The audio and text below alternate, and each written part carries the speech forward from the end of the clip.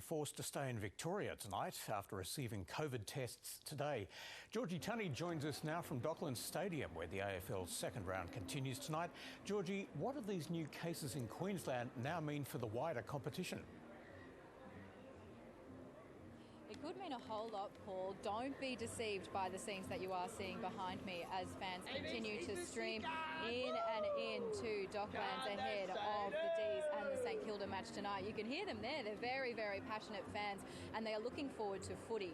However, these new cases do throw the potential for seeing the footy live into disarray. We saw the match last night, the Cats and the Lions held at Geelong. But midway through that game, up in line with the latest health advice, some fans and even commentators were forced to leave the ground because they had arrived from Brisbane. They were then asked to isolate and get a COVID test and await their negative testing results. As for Brisbane, the team itself, the game was allowed to go ahead and authorities have defended that decision because the AFL teams do adhere to very strict COVID protocols.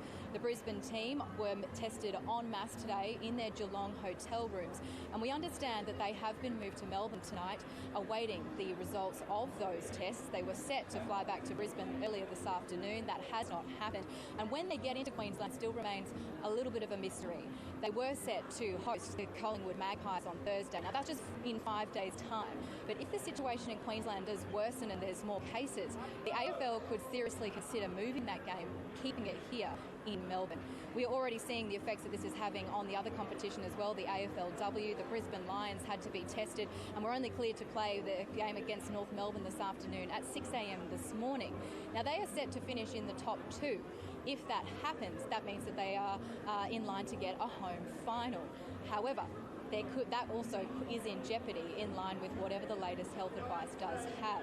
It's almost a bit ironic because in 2020, the fixtures, when they were thrown into chaos for the AFL in both competitions, Queensland was the saviour.